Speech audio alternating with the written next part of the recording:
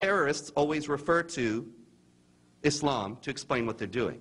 So why is that a magician's trick? Because look, some of the Islamic jihadists say things like this. The Muslim Brotherhood, which is an international organization that is also active in the United States and a key part of the stealth jihad movement, the non-terrorist attempts to impose Islamic law, to bring Islamic law west.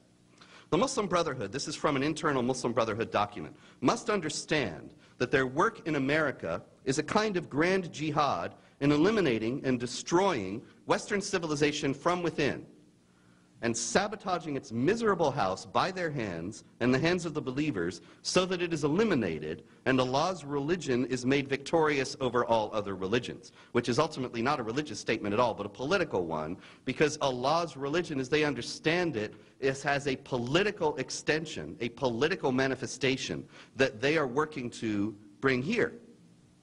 Now, when the Muslim Brotherhood said that they were engaged in a kind of grand jihad in eliminating and destroying Western civilization from within, the Organization of the Islamic Conference said nothing and did nothing. And when the Muslim Brotherhood worked on that agenda, the Organization of the Islamic Conference said and did nothing. However, when other people, non-Muslim anti-terror analysts and activists, began to quote the Muslim Brotherhood saying that they wanted to destroy Western civilization from within, that was an act of hatred. That was hate speech. That was Islamophobia. That was bigotry and racism. That's the magician's trick that's been done here. There's a politician in the Netherlands named Geert Wilders, and he is a very heroic individual who has published a film, produced a film called Fitna, which you should look up on the internet if you have not seen it. It's 15 minutes of your life well spent. Fitna, F-I-T-N-A, and you can find it on the Jihad Watch website and elsewhere. And Fitna is a very simple film. It quotes passages of the Quran, the Muslim holy book, and then shows Muslim preachers preaching about those passages of the Quran and exhorting violence against unbelievers, and then shows Muslims blowing things up as a result of that kind of teaching. Very simple. If there's any hate speech involved in it, it is the hate preachers who are filmed in this, who are featured in Fitna, saying you have to wage war, you have to fight against the Jews and the Christians, you have to destroy them, you have to slay them wherever you find them, and so on. However, Geert Wilders was widely criticized and is actually being prosecuted now for hate speech in the Netherlands, and widely criticized all over Europe and all over the world for, and I'm not making this up, linking Islam with terrorism. Now, you have to follow this very carefully. Geert Wilders did not link Islam with terrorism. The Islamic preachers in his film linked Islam with terrorism, and he reported on it. That is a very crucial distinction.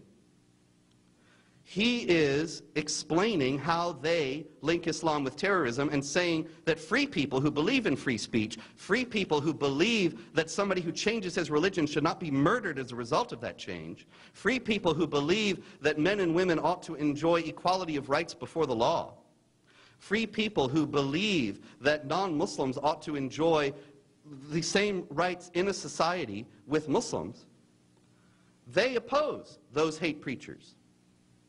But look, the whole thing is designed to advance the agenda of imposing Islamic law over the West. And Islamic law forbids non-Muslims to criticize Islam on pain of death.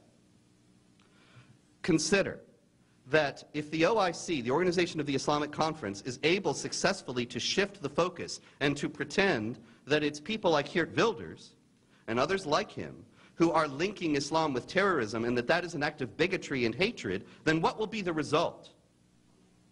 Obviously, the result will be that people like you and me will be afraid to speak about the ways in which Islamic jihadists use Islam in order to gain recruits among peaceful Muslims, to motivate terrorists, to exhort people to commit terrorist acts, and to advance the jihad in other ways, the jihad against the West.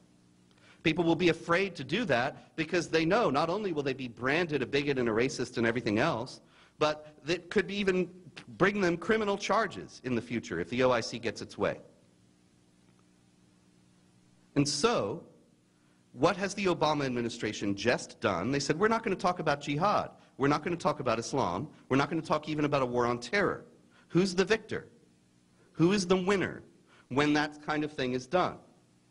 The only winner is the international attempt, the international forces, I should say, that are working to make it impossible for free people to speak about the Islamic Jihad threat.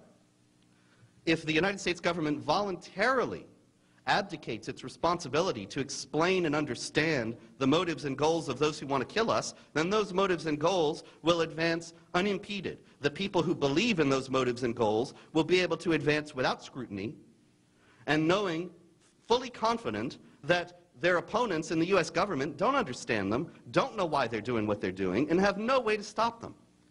Because you cannot formulate a coherent way to resist these people unless you understand what they're up to.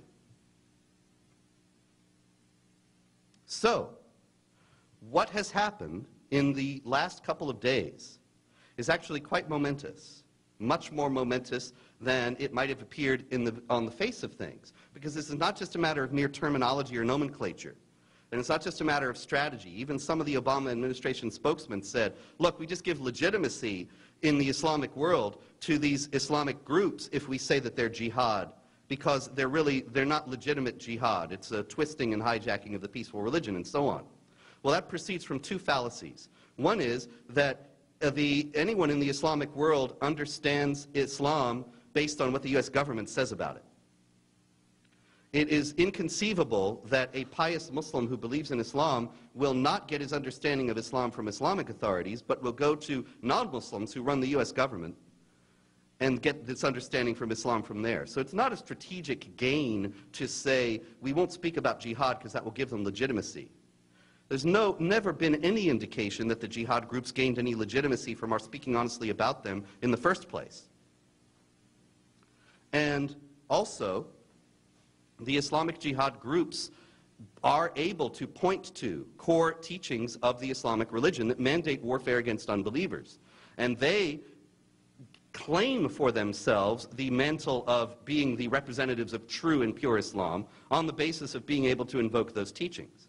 The United States government deciding to ignore all that is not going to do anything but allow them to continue to advance without our responding to their challenge adequately, because once again, you cannot defeat an enemy that you do not understand. So there is, in short, a concerted effort to restrict the freedom of speech, particularly in regard to the advance of the global jihad. And that is an effort being forwarded primarily by the Organization of the Islamic Conference, which is the largest largest organization at the UN. 57 states, 56 states and the Palestinians, if they decide something and they vote together, then they can basically get what they want at the UN. And what have they done at the UN? They have actually been able to pass a resolution that said that Islamophobia ought to be criminalized, and all member states of the United Nations ought to pass laws to make it a criminal offense to speak critically of Islam. Now, in the first place, it's outrageous because, you know, people criticize Christianity, people criticize Judaism, people criticize other religions all the time in the West, and nobody seems to mind. But when one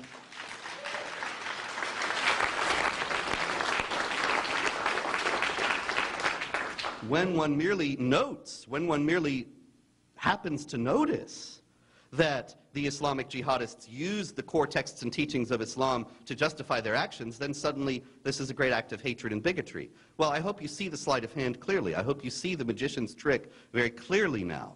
But our freedom of speech is in grave danger. And you can say, well, wait a minute, hold on a minute. We have a First Amendment here. You've heard of that, right?